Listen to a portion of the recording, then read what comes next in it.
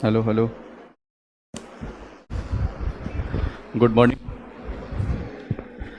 ये हेडिंग डाले थे पीछे क्लास में इल्तुतमिश के बारे में, ठीक है। दिल्ली सल्तनत क्लास चल रहा है आपका मध्यकालीन भारत के इतिहास का।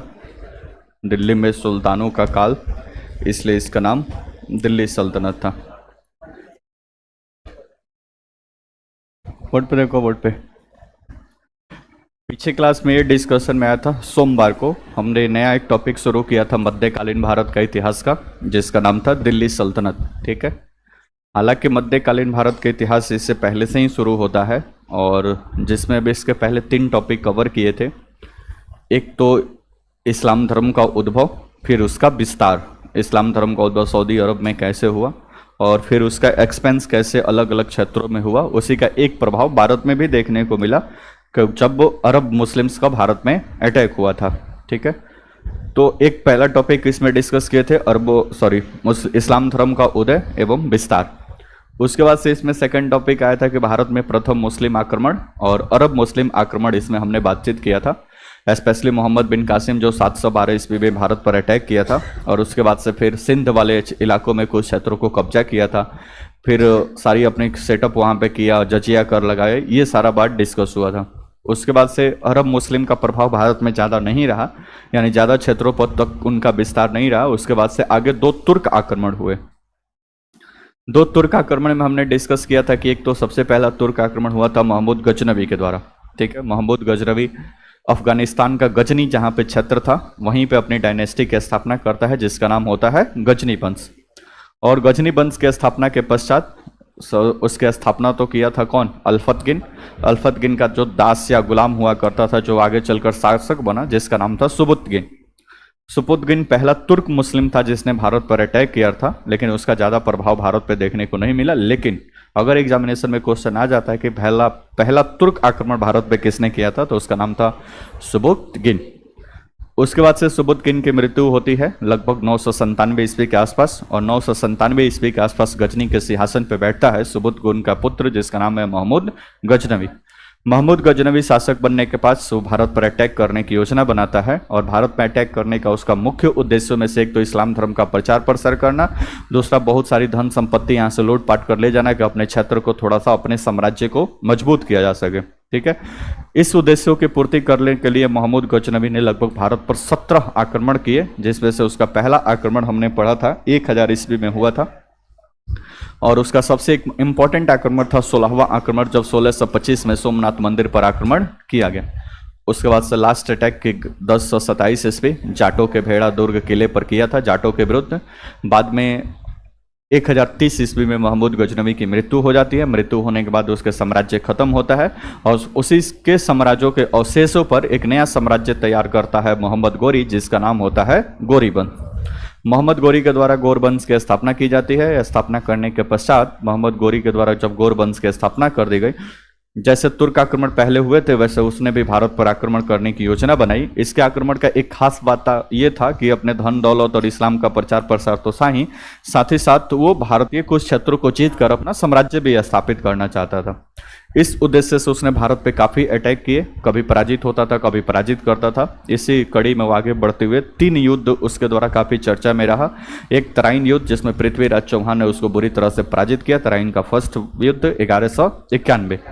लेकिन तराइन के सेकंड युद्ध 1192 में, तराइन के सेकंड युद्ध 1192 में पृथ्वीराज चौहान मारा गया और उसकी हत्या कर पराजित हुआ और उसकी हत्या कर दी गई। और दिल्ली जहां पे पृथ्वीराज चौहान का राज हुआ करता था, उन सारे क्षेत्रों पे मोहम्मद गोरी का क्या हो गया? कब्जा हो गया। तो भारत में दिल्ली पर इस्लामिक शक्ति का कब्जा हो गया लगभग 1192 ईस्वी के आसपास। हालांकि अभी कोई साम्राज्य की स्थापना यहाँ पे नहीं हुई थी। आगे चलकर 1194 ईस्वी में गढ़वाल डायनेस्टी का शासक है जयचंद्र, उसके खिलाफ अभियान करता है मोहम्मद गोरी, और जयचंद्र के खिलाफ 1194 में युद्ध लड़ता है, जिसका नाम है चंदावर का युद्ध। इस चंदावर के युद्ध में जयचंद्र को पराजित करता है। पराजित करके कन्नौज गढ़वाल के आसपास का जो क्षेत्र है, उस पर मोहम्मद गोरी का क्या हो जाता है? अधिकार हो जाता है। तो 1194 ईस्वी तक दिल्ली के आसपास के क्षेत्रों में अगर देखें तो इधर सभी के आसपास के क्षेत्रों पे मोहम्मद गोरी का क्या हो गया? अधिकार हो गया। यहाँ तक कोई दिक्कत? लास्ट अभी अटैक 1194 के बाद से ये वापस जाता है अपने गजे गोर प्रदेश, फिर वहां से वापस आकर अटैक करता है और अंततः 1206 ईस्वी में मोहम्मद गोरी की मृत्यु हो जाती है। यहाँ तो कोई दिक्कत पड़ता है। 1206 ईस्वी में मोहम्मद गोरी की मृत्यु होने के पश्चात मोहम्मद गोरी का अपना कोई उत्तराधिकारी नहीं था। उत्तराधिकारी मतलब आगे शासक बनने वाला इसका कोई उत्तराधिकारी नहीं था। तो इसके 4 महत्वपूर्ण दास हुआ करते थे। कौन? दास। ठीक है, जिसमें से एक सबसे इसका खास दास या गुलाम हुआ करता था जिसका नाम था कुतुबुद्दीन ऐबक। कुतुबुद्दीन ऐबक के हिस्से में चारों दासों ने इस पूरे गोर साम्राज्य को यानी गोरी के साम्राज्य को 4 भागों में बांट लिया और 4 भागों में बांटने के बाद इसका जो मेन सेंट्रल वाला क्षेत्र था, मतलब भारत के आसपास वाला जो क्षेत्र था, ये गया कुतुबुद्दीन ऐबक के हिस्से में। और अंततः 1206 ईस्वी में लाहौर की जनता के कहने के बाद कुतुबुद्दीन ऐबक ने अपने साम्राज्य की स्थापना की, जिसको गुलाम वंश के नाम से जाना जाता है। क्योंकि ये गुलाम हुआ करता था मोहम्मद गोरी का, इसलिए इसके डायनेस्टी को गुलाम वंश के नाम से जाना गया। और चूंकि ये पूरा 1206 ईस्वी में स्थापित गुलाम वंश से लेकर लोदी वंश के अंतिम शासक 1526 ईस्वी में जब पराजित होगा इब्राहिम लोदी, तब तक ऐसा माना जाता है कि भारत पर सुल्तानों का काल रहा। हालांकि इसने सुल्तान की उपाधि नहीं धारण की थी या खलीफा के द्वारा इसको सुल्तान की उपाधि नहीं दी गई थी। सुल्तान की उपाधि स्पेशली इल्तुतमिश के टाइम पीरियड से क्या होगा? चालू होगा। तो ऐसा माना जाता है कि दिल्ली पर इन लगभग 300 वर्षों तक सुल्तानों का काल रहा, इसलिए इस पूरे टाइम पीरियड को दिल्ली सल्तनत के नाम से जाना जाता है। यहाँ तो कोई दिक्कत। अब इस दिल्ली सल्तनत के अंतर्गत 1206 ईस्वी में जब इस दिल्ली सल्तनत की स्थापना हुई तो 1206 ईस्वी से लेकर 1526 ईस्वी तक 5 छोटे छोटे राजवंशों ने यहाँ पे शासन किया है। इन 5 छोटे छोटे राजवंशों में देखें तो सबसे पहले भारत में रूल करेगा ये कौन? गुलाम वंश, 1206 से लेकर 1290 ईस्वी तक। उसके बाद से आएगा खिलजी वंश, 1290 से लेकर 1320 तक। लगभग सबसे कम कार्यकाल किसका होगा? खिलजी का ही होगा, लेकिन सबसे ज्यादा विस्तार लगभग इसी के समय देखा गया। उसके बाद से आएगा तुगलक वंश, 1320 से लेकर 1414 ईस्वी तक। उसके बाद से एक लास्ट आएगा सैयद वंश, 1400 से लेकर 1451। अच्छा, सबसे ज्यादा कार्यकाल किसका रहा? तुगलक वंश का। टाइम पीरियड आप जोड़ेंगे तो सबसे ज्यादा उसी का निकलेगा। लास्ट में इस डायनेस्टी में आएगा कौन? लोदी वंश, जो भारत में पहली अफगानी सत्ता होगी या अफगान सत्ता कहलाएगी। लोदी वंश 1451 से लेकर 1526 ईस्वी तक। ठीक है, फिर 1526 ईस्वी में बाबर का आक्रमण होगा, पानीपत का फर्स्ट युद्ध होगा और बाबर पराजित होगा। और भारत में 1526 से मुगल डायनेस्टी या मुगल वंश की क्या हो जाएगी? शुरुआत हुई। कोई दिक्कत? अब यहाँ पे गुलाम वंश कुतुबुद्दीन ऐबक के द्वारा स्थापित किया गया। स्थापित करने के बाद कुतुबुद्दीन ऐबक मात्र 4 वंश से शासन करता है। 1206 में शासक बनता है और आगे चलकर 1210 में वो जब चौगान पोलो खेल रहा होता है तब तक घोड़े से गिरकर उसकी मृत्यु हो जाती है। तो 1210 में उसकी मृत्यु हो गई। मात्र 4 वर्ष तक वो शासन किया। अब आप ही दिमाग लगा सकते हैं कि 4 वर्ष में वो कितना युद्ध लड़कर अपने क्षेत्र का विकास किया होगा? बहुत कम।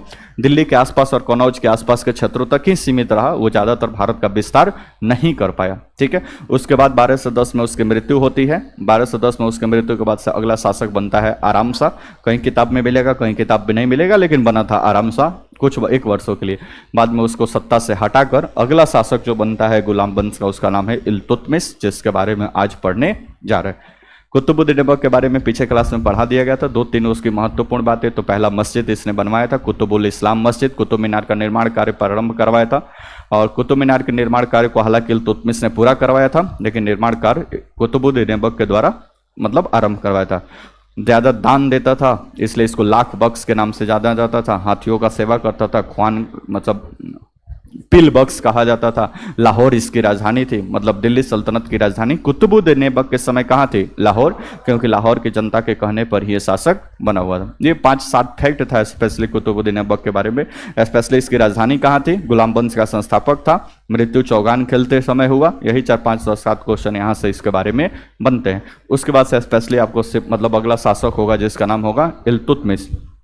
इल्तुतमिश के समय, क्योंकि ये तो 4 ही वर्ष तक शासन रहा, अब इल्तुतमिश के समय साम्राज्य का पूरा एक्सपेंस होगा और लगभग भारत के पूरा उत्तरी बेल्ट में, नॉर्थ इंडिया में जितना यानी दिल्ली से लेकर यहाँ बंगाल तक पूरा इल्तुतमिश का कब्जा हो जाएगा और उत्तर भारत में पूरा लगभग मतलब धीरे धीरे कब्जा हो जाएगा। मतलब इल्तुतमिश का पकड़ मजबूत होगा। इसलिए इल्तुतमिश को दिल्ली सल्तनत या गुलाम वंश का या मुस्लिम सत्ता का वास्तविक संस्थापक माना जाता है, क्योंकि इस समय साम्राज्य का थोड़ा सा क्या हुआ? एक्सपेंस हुआ या विस्तार हुआ। ठीक है। इसके बाद से मृत्यु होगा तो फिर रजिया सुल्तान तो 4-5 वर्षों के लिए शासक बनेंगे। उसके बाद से फिर बलबन एक इसका एक महत्वपूर्ण शासक आएगा, नाम सुने होंगे गियासुद्दीन बलबन। रक्त एवं लौह की नीति अपनाएगा, खून के बदले खून, ठीक है, रक्त और लौह की नीति। बलबन के समय लगभग पूरे उत्तर भारत में दिल्ली सल्तनत का क्या हो जाएगा, विस्तार। लेकिन अभी तक दक्षिण भारत में इनका प्रवेश नहीं होगा। खिलजी डायनेस्टी में जब अलाउद्दीन खिलजी वगैरह पढ़ेंगे तब जाकर इनका दक्षिण भारत में विस्तार होगा, ठीक है। फिर आगे प्रक्रिया बढ़ती जाएगी। अपने सबसे टॉप लेवल पे होगा कहाँ पे, तुगलक वंश में। जब मोहम्मद बिन तुगलक यहाँ पे शासन करेगा तब दिल्ली सल्तनत अपने सर्वोच्च स्तर पे रहेगा, मतलब इसका विकास सबसे ज्यादा रहेगा, ठीक है। अब जैसे ही मोहम्मद बिन तुगलक के समय कुछ छोटे छोटे प्रांत आज़ाद हो जाएंगे और पूरा ये सेटअप मतलब ये धीरे धीरे वहाँ से डिक्लाइन फेज में चला जाएगा और लास्ट में जाकर यहाँ पे अधिकार हो जाएगा किसका, मुगलों का। आगे लिखिए नेक्स्ट हेडिंग इल्तुतमिश डाल दिया ना। Hello hello hello hello hello hello hello hello hello hello hello hello hello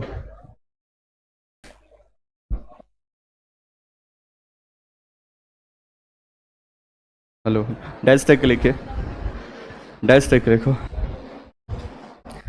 Iltutmish के बारे में लिख रहे हैं। इसे दिल्ली सल्तनत का या गुलाम, इसे दिल्ली सल्तनत का, इसे दिल्ली सल्तनत का वास्तविक संस्थापक माना जाता है। इसे दिल्ली सल्तनत का वास्तविक संस्थापक माना जाता है। दिल्ली सल्तनत का वास्तविक संस्थापक माना जाता है, माना जाता है। अगला पॉइंट लिखिए, यह भारत का प्रथम सुल्तान था। यह भारत का प्रथम सुल्तान था। भारत का प्रथम सुल्तान था क्योंकि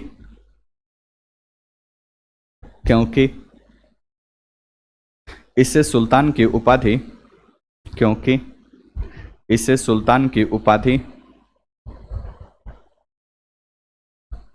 सुल्तान की उपाधि बगदाद के खलीफा के द्वारा दी गई थी। इसे सुल्तान की उपाधि बगदाद के खलीफा के द्वारा, बगदाद के खलीफा के द्वारा दी गई थी। बगदाद के खलीफा के द्वारा दी गई थी। तो बताओ जी, लो किसको, खलीफा किसको बोला जाता था, तेज बोलो थोड़ा। कब से ये शुरू हुआ था खलीफा का पद,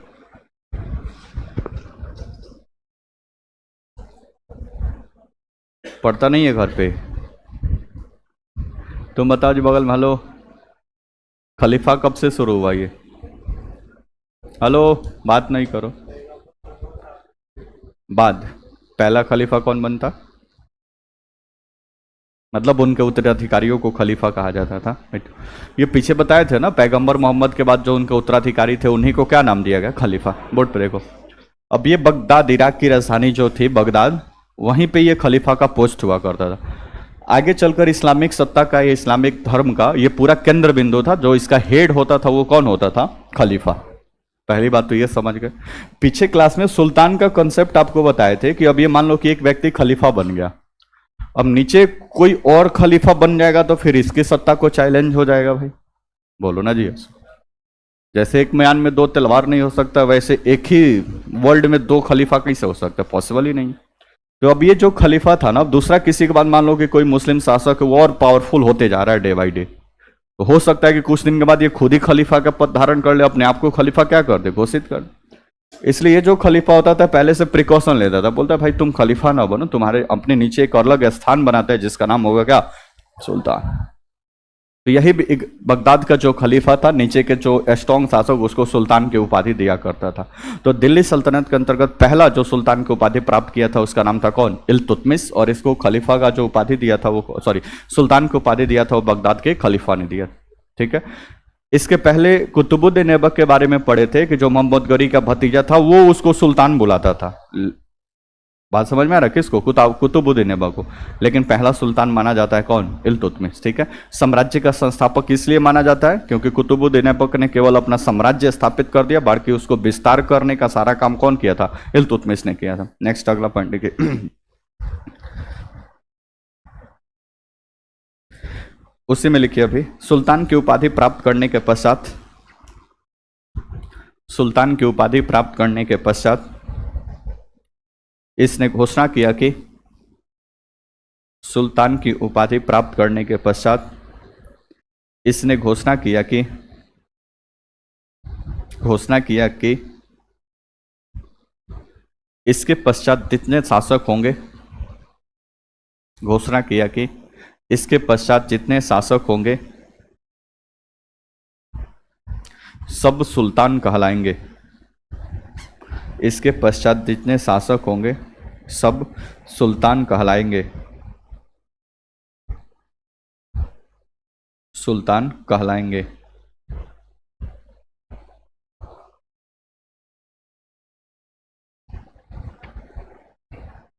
पूर्ण विराम।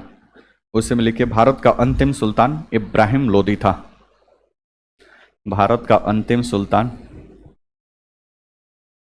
इब्राहिम लोदी था।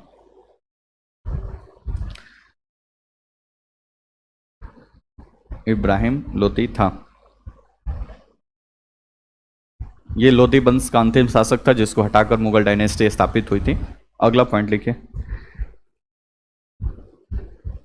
इल्तुतमिश,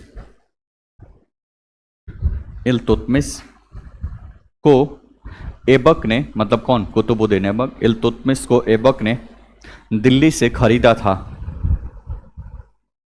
दिल्ली से खरीदा था।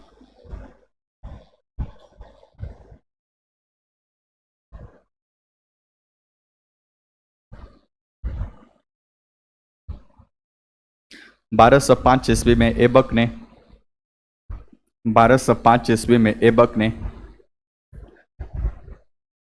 इल्तुतमिश को, 1205 ईस्वी में ऐबक ने इल्तुतमिश को गुलामी या दास्ता से मुक्त कर दिया। गुलामी या दास्ता से मुक्त कर दिया। गुलामी या दास्ता से मुक्त कर दिया।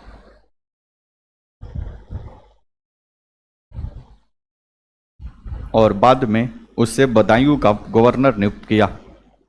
और बाद में उसे बदायूं का गवर्नर नियुक्त किया।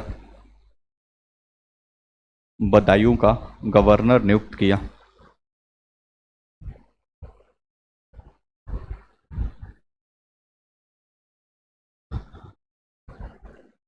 नियुक्त किया।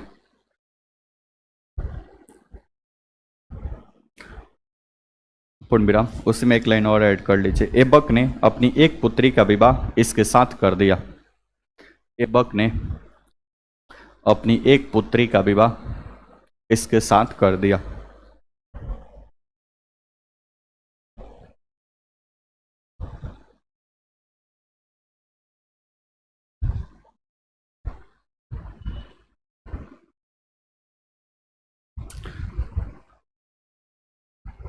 पूर्ण विराम। अगला पॉइंट देखिए, छोटा सेटिंग डालिए, तराइन का तीसरा युद्ध 1215-16। तराइन का तीसरा युद्ध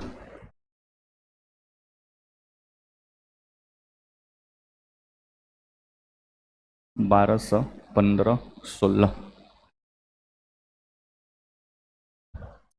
1215-16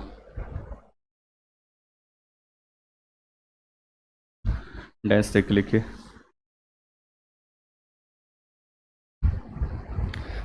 अच्छा, यालदौज का नाम कितने लोगों ने सुना? हाथ उठाओ तो यालदौज के बारे में कितने लोगों को पता है? यालदौज महान आत्मा है सब जी, 3-4 को हाथ उठा रहे हैं। विश्वकर्मा पूजा में ज्यादा डीजे वजे पर घूमने चला गया था सब वहां।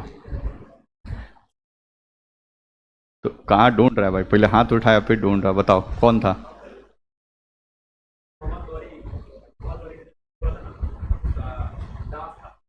गुलाम था। ठीक है बेटा। यालदौज को इतना जल्दी भूल गए आप। मोहम्मद गोरी का दास था, जिसमें एक यालदौज था, कुतुबुद्दीन ऐबक था, बख्तियार खिलजी था, एक और था। उसी में से नहीं यालदौज था। कहाँ रहता है सब जी। लिखा नहीं है सबका, पीडीएफ जो भेजे थे अभी। लिखो भाई, आगे लिखो। तीसरा युद्ध उसी के साथ ये लड़ा था, डैश तक लिखे। यह युद्ध इल्तुतमिश एवं यालदौज के बीच, यह युद्ध इल्तुतमिश एवं यालदौज के बीच, इल्तुतमिश एवं यालदौज के बीच हुआ था, जिसमें इल्तुतमिश पराजित हुआ, सॉरी, जिसमें यालदौज पराजित हुआ, जिसमें यालदौज पराजित हुआ।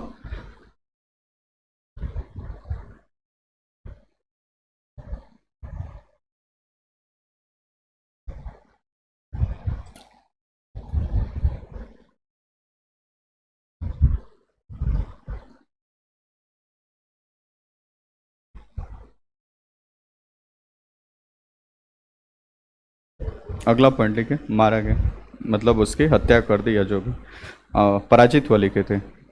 अगला हेड, अगला पॉइंट लिखे, 1221 ईस्वी में, 1221 ईस्वी में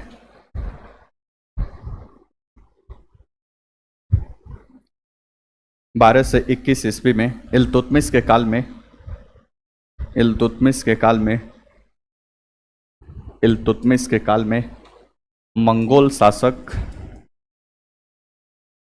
मंगोल शासक चंगेज खां, नाम सुने हैं? मंगोल शासक चंगेज खां, चंगेज खां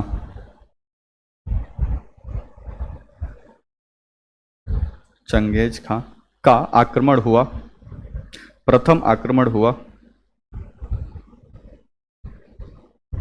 प्रथम आक्रमण हुआ, जो जो जलालुद्दीन मांगबरनी का पीछा करते हुए, जो जलालुद्दीन मांगबरनी का पीछा करते हुए, जलालुद्दीन मांगबरनी का पीछा करते हुए, पीछा करते हुए सिंध तक पहुंचा था, सिंध तक पहुंचा था, सिंध तक पहुंचा था।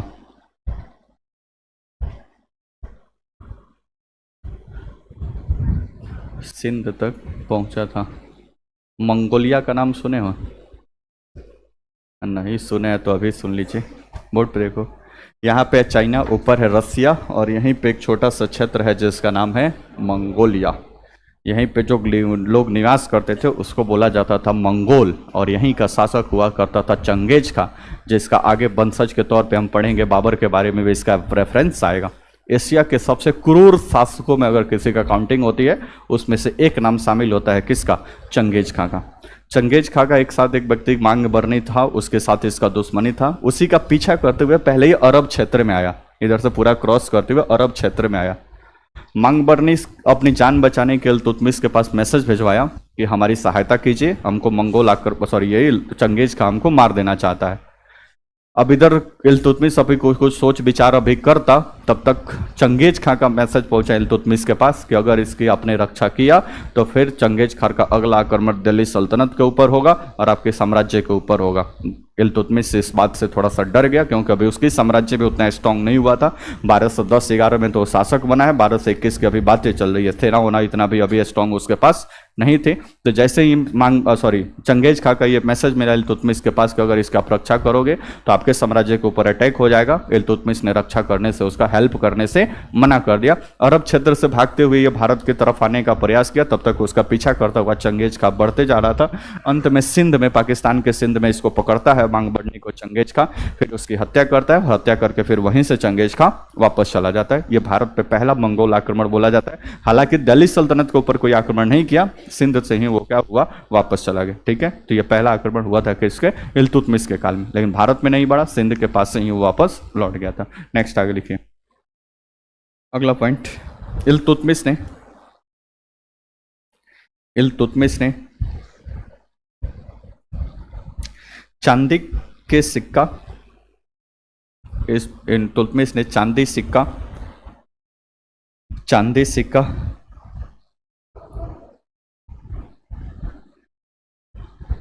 सिक्का चलाया जिसे टंका या टका कहा जाता था।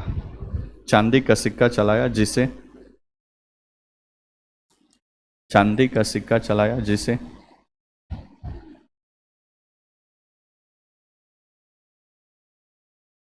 टंका या टका कहा जाता था। कहाँ का रुपया है? बांग्लादेश में चलता है, लिखिए टका कहा जाता था। तथा तांबे के सिक्के को जीतल कहा जाता था। तांबे के सिक्के को जीतल कहा जाता था। तो दो ये कॉइन चलाए थे, एक चांदी का और एक तांबा यानी कॉपर का, टका और जीतल कहा जाता था। अगला पॉइंट, इसने सिक्कों को ढालने के लिए दिल्ली में एक टकसाल की स्थापना की थी। अगला पॉइंट बोल रहे हैं, इसने सिक्कों को ढालने के लिए दिल्ली में एक टकसाल स्थापित की थी।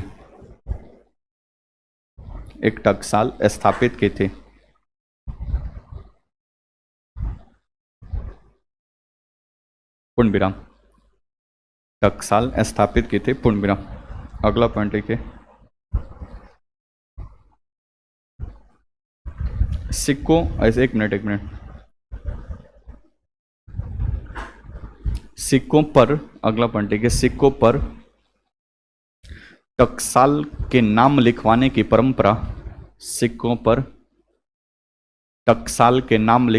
परंपरा इसी के काल से आरंभ हुआ।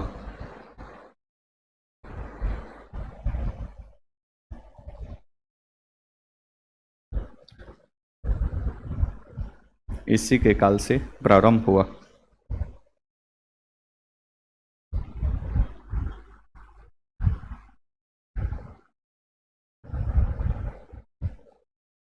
अगला पॉइंट ठीक है, इसको भारत में गुंबद निर्माण का पिता कहा जाता है। इसको भारत में गुंबद निर्माण का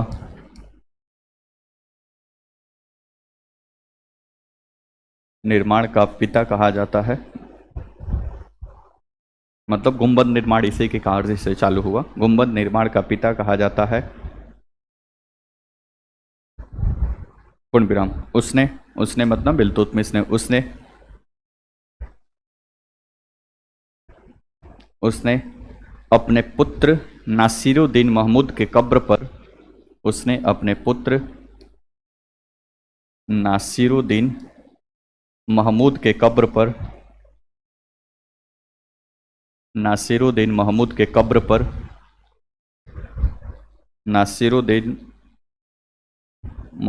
कब्र पर सुल्तानगढ़ी का मकबरा बनवाया था। सुल्तानगढ़ी का मकबरा बनवाया था। सुल्तानगढ़ी का मकबरा बनवाया था।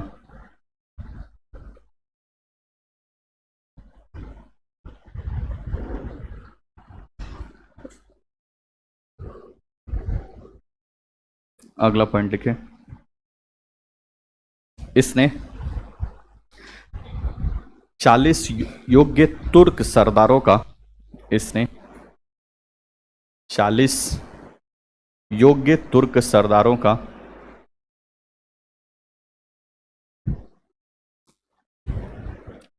40 योग्य तुर्क सरदारों का एक दल बनाया या एक संगठन बनाया, जिसे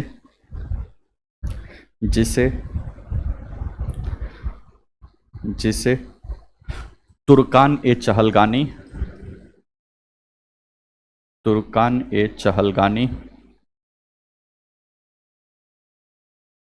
या दल चालीसा,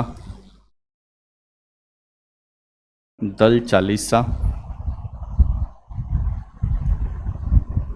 दल चालीसा या चालीसा के नाम से भी जाना जाता है। दल चालीसा या चालीसा के नाम से भी जाना जाता है।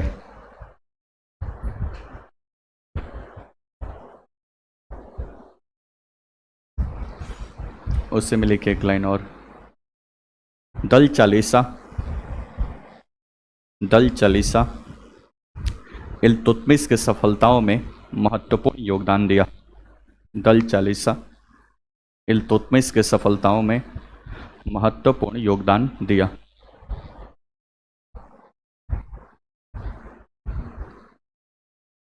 बोर्ड पे देखिए,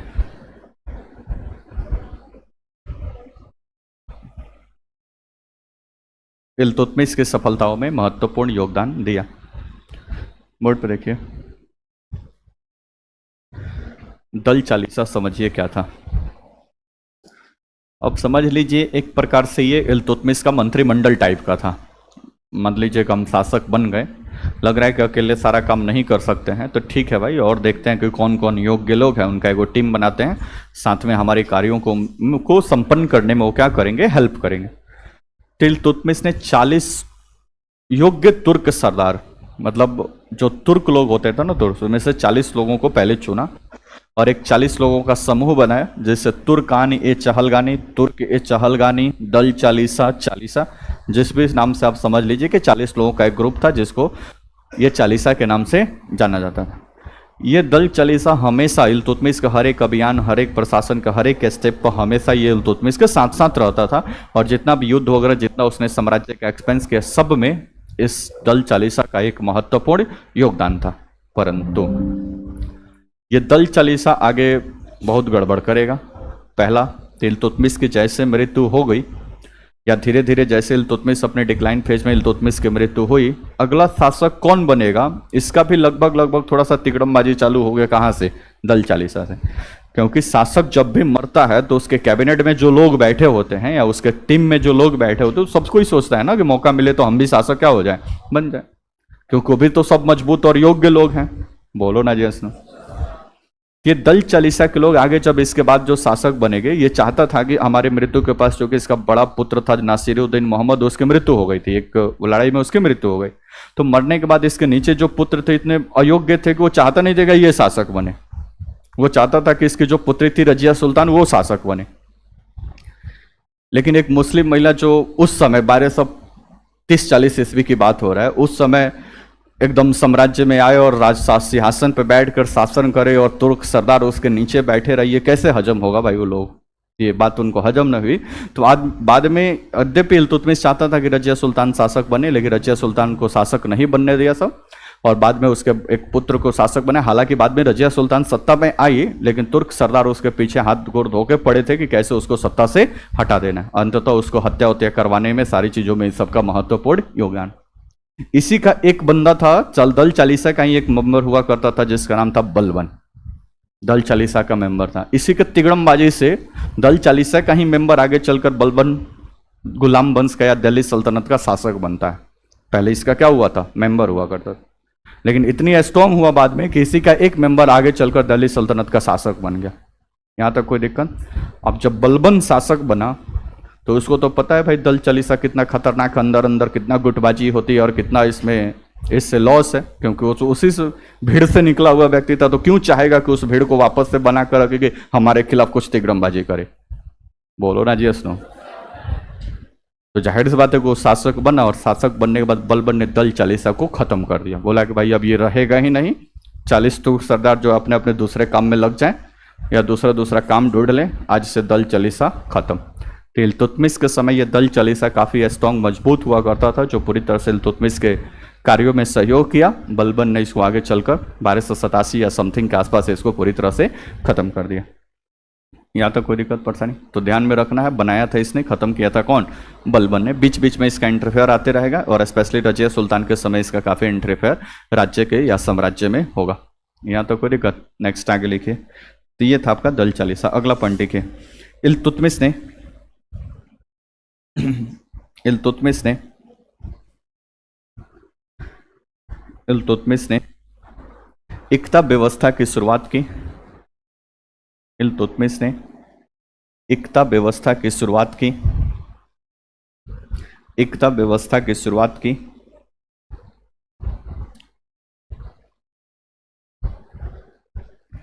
जिसके अंतर्गत सभी सैनिक एवं गैर सैनिक अधिकारियों को जिसके अंतर्गत सभी सैनिक एवं गैर सैनिक अधिकारियों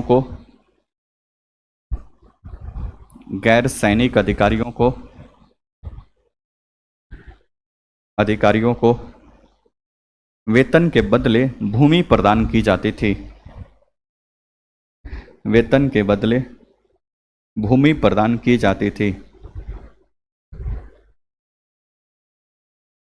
भूमि प्रदान की जाती थी।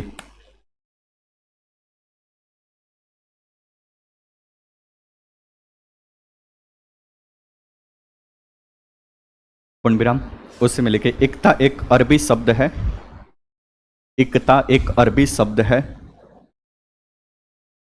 इक्ता एक अरबी शब्द है। Your battery is running low.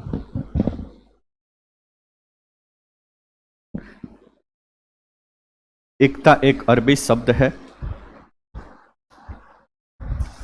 जिसका अर्थ होता है जिसका अर्थ भूमि होता है। जिसका अर्थ भूमि होता है। हेलो, जिसका अर्थ भूमि होता है। एक और पॉइंट उसी में ऐड कर लीजिए। प्रांत के अधिकारी को अगला पॉइंट लिख लीजिए इसको। प्रांत के अधिकारी को इक्तेदार कहा जाता था। प्रांत के अधिकारी को इक्तेदार कहा जाता था। इक्तेदार कहा जाता था।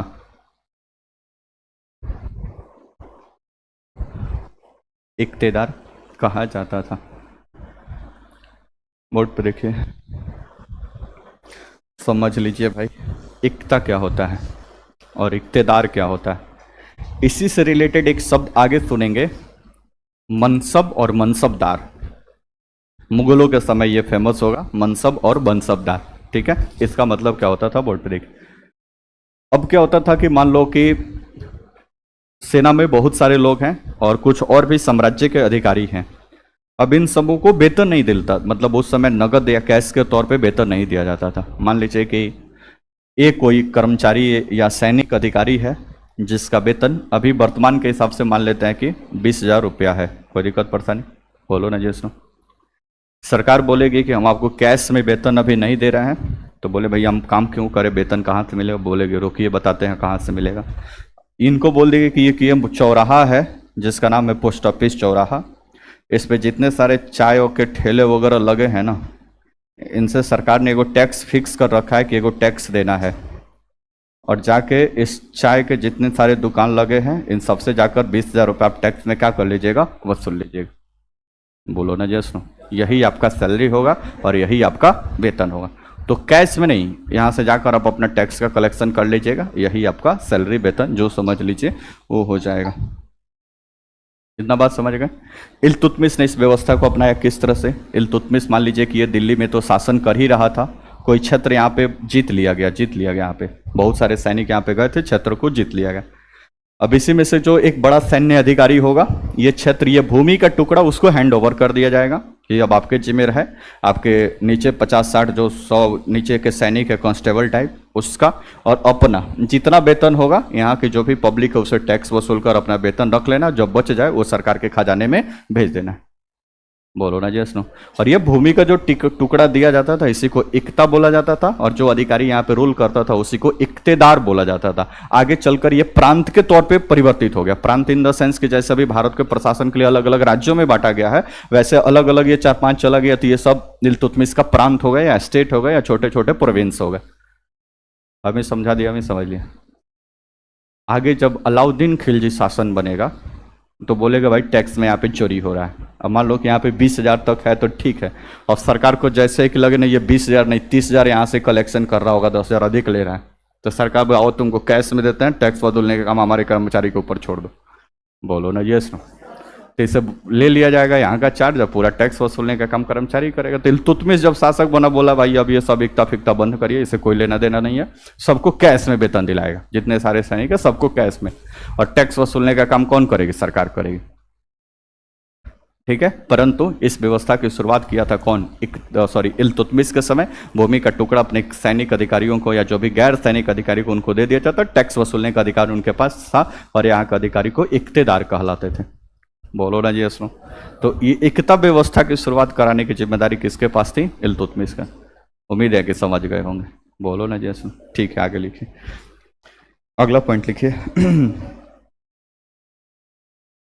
दिल्ली सल्तनत की सरकारी भाषा या ऑफिशियल लैंग्वेज, दिल्ली सल्तनत की सरकारी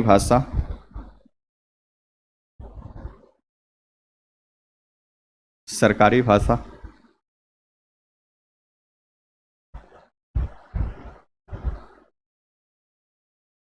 फारसी थी। दिल्ली सल्तनत की सरकारी भाषा या राजकीय भाषा फारसी थी, फारसी थी।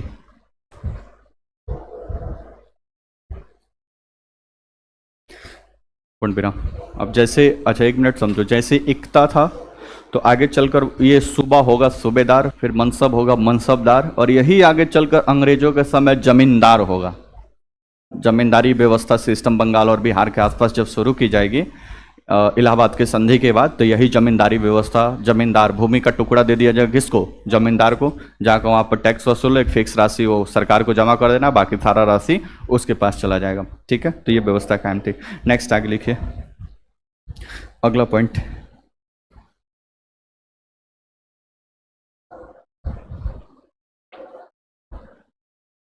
बारह सौ उनतीस में इल्तुतमिश ने इसके द्वारा 1229 में इसके द्वारा कुतुब मीनार का निर्माण कार्य पूर्ण करवाया 1229 में इसके द्वारा कुतुब मीनार का निर्माण कार्य पूर्ण करवाया गया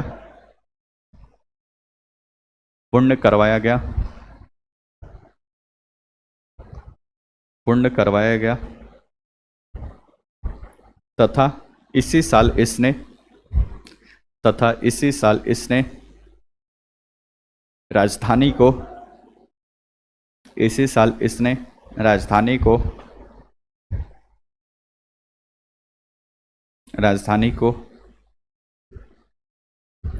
लाहौर से दिल्ली स्थानांतरित कर दिया गया, ट्रांसफर कर दिया गया। राजधानी को लाहौर से दिल्ली स्थानांतरित कर दिया गया, स्थानांतरित कर दिया गया।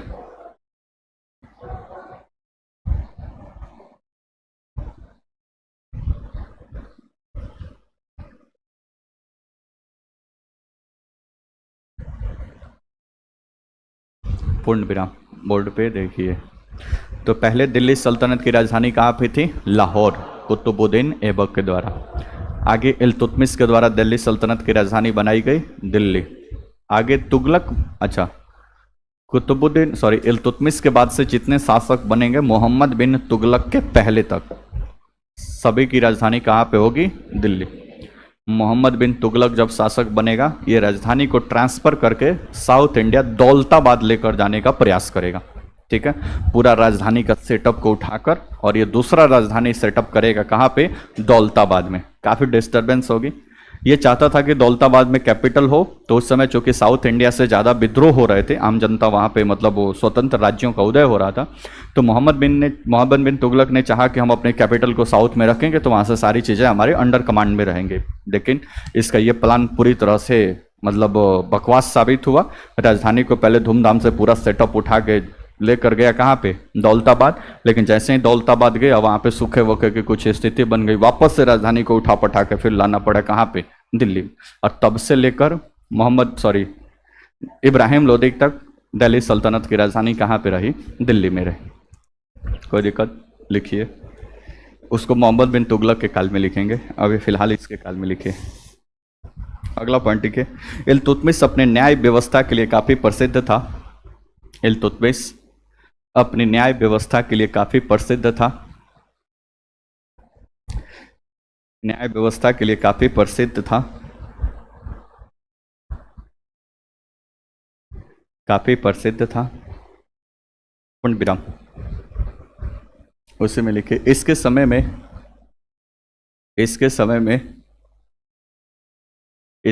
में न्याय चाहने वाला व्यक्ति लाल वस्त्र धारण करता था। न्याय चाहने वाला व्यक्ति लाल वस्त्र धारण करता था। मतलब लाल वस्त्र पहनकर समझ चले गए तो समझिएगा, वो समझ जाएगा कि आपको कोई दिक्कत परेशानी। लाल वस्त्र धारण करता था।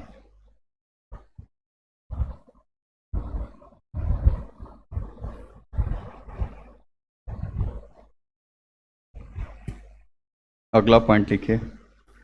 अप्रैल 1236 ईस्वी में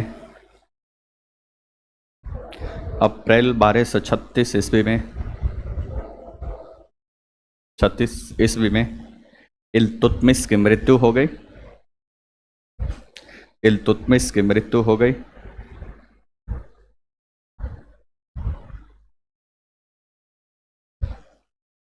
इल्तुतमिश की मृत्यु हो गई तथा कुतुब मीनार दिल्ली में है। कुतुब मीनार में इसकी मकबरा है। अलाउद्दीन खिलजी का भी यहीं पे है। कुतुब मीनार में इसकी मकबरा है, मतलब उसी परिसर में। कुतुब मीनार मतलब अंदर मत, कुतुब मीनार में इसकी मकबरा है। पुण्य विराम। चालीसा याद है कि भूल गए?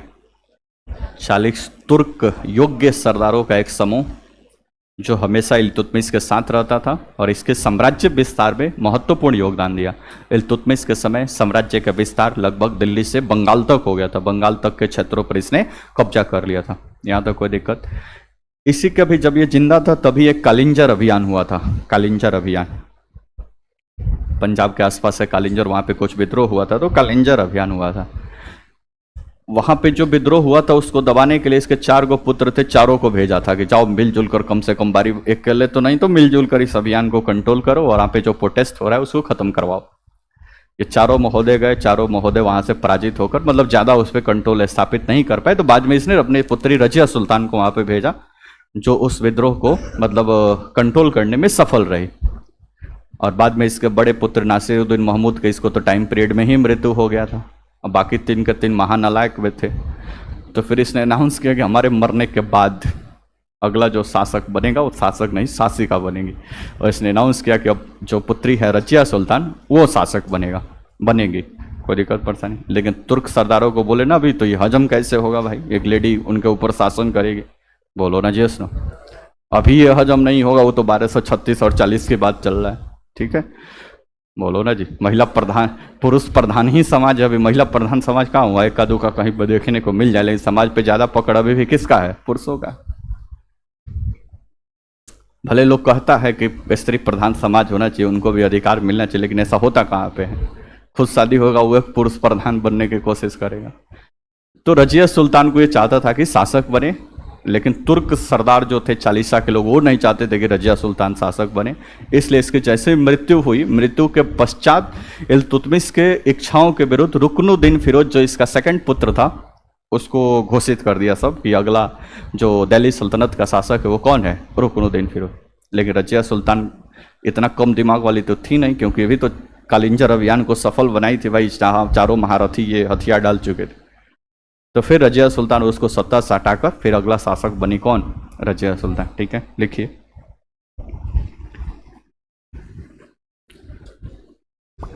अगला एक नोट करके लिख लीजिए, नोट, NOT, नोट। 1236 में इल्तुतमिश की मृत्यु के बाद 1236 में इल्तुतमिश की मृत्यु के बाद मृत्यु के बाद तुर्क सरदारों की सहायता से या चालीसा की सहायता से, तुर्क सरदारों या चालीसा की सहायता से, चालीसा की सहायता से पिता के इच्छा के विरुद्ध, पिता के इच्छा के विरुद्ध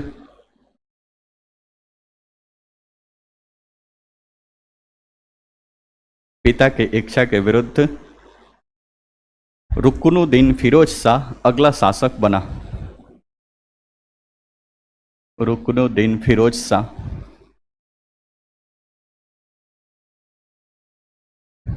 रुकनुद्दीन फिरोज शाह अगला शासक बना।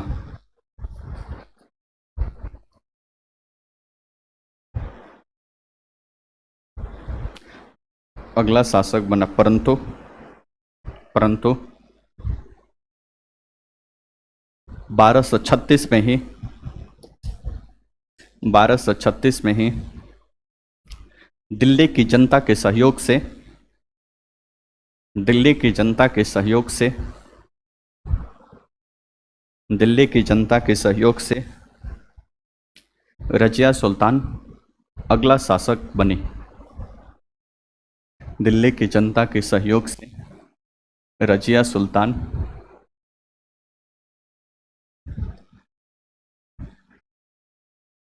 अगला शासक बनी। सुल्तान में आधा ल होगा कि पूरा ल भाई, बार बार कहें। अगला शासक बनी 1236 से, बहुत जल्दी हटा देगा सब, हजम तो होगा नहीं सबको, तो 1240 तक शासक रहे। 1236 से 1240। हेडिंग डाल दीजिए अब नीचे, रजिया सुल्तान।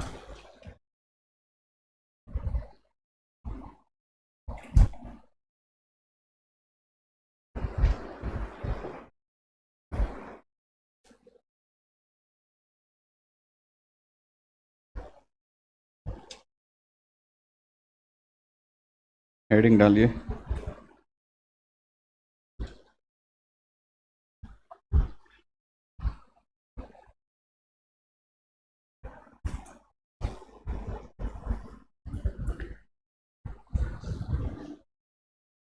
डैश तक लिखिए।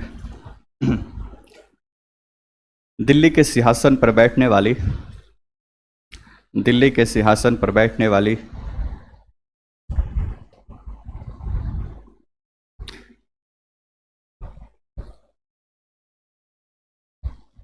दिल्ली के सिंहासन पर बैठने वाली प्रथम एवं अंतिम, प्रथम एवं अंतिम या एकमात्र महिला शासिका या एकमात्र महिला शासक रजिया सुल्तान थी। एकमात्र महिला शासक रजिया सुल्तान थी।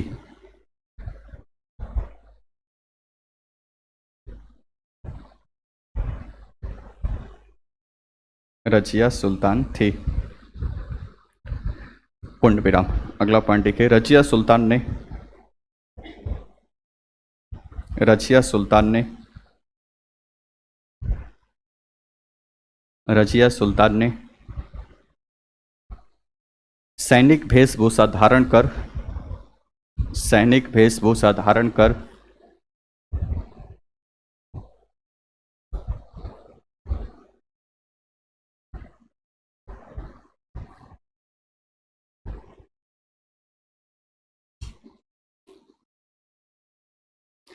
सैनिक वेशभूषा धारण कर पर्दा प्रथा को छोड़कर, पर्दा प्रथा को छोड़कर,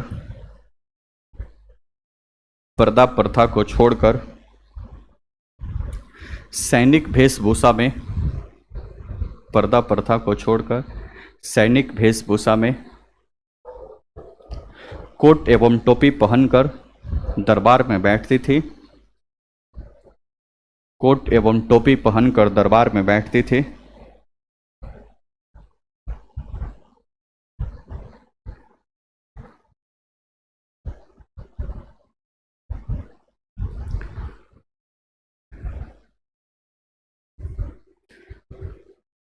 दरबार में बैठती थी और हाथी तथा घोड़ों पर चढ़कर जनता के बीच जाती थी।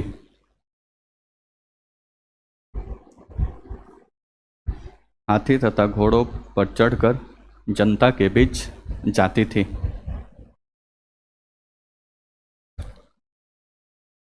पुण्य विराम। आगे कल पढ़ेंगे रजिया सुल्तान के बारे में और ये फिनिश होगा। रजिया सुल्तान, बलबन वगैरह सारा ये कंप्लीट हो जाएगा। गुलाम वंश कल और फिर खिलजी वंश शुरू हो जाएगा। ठीक है, ये प्रक्रिया चालू रहेगा। टेस्ट एक प्रस्तावित है। आज बुधवार है ना, बुधवार है। ठीक है, इस सप्ताह में एक टेस्ट होगा, मे बी सैटरडे के को टेस्ट होगा। ठीक है, जितना क्लास चला होगा सैटरडे तक यानी फ्राइडे तक जितना चला होगा उस सब का टेस्ट सैटरडे को होगा। ठीक है, तो आप अपना तैयारी करते रहिएगा। इस्लाम धर्म का उद्भव, विकास और विस्तार, उसके बाद सर्बों का आक्रमण, तुर्क का आक्रमण, दिल्ली सल्तनत की स्थापना, कुतुबुद्दीन ऐबक, रजिया सुल्तान, ये सारा चीज़। तो कल के क्लास में रजिया सुल्तान, उसका क्या कुछ प्रेम प्रसंग था, याकूत खां, अल्तुनिया, ये सब की क्या कहानी थी, सब कल चर्चा में आएगा। ओके, धन्यवाद, मिलते हैं कल।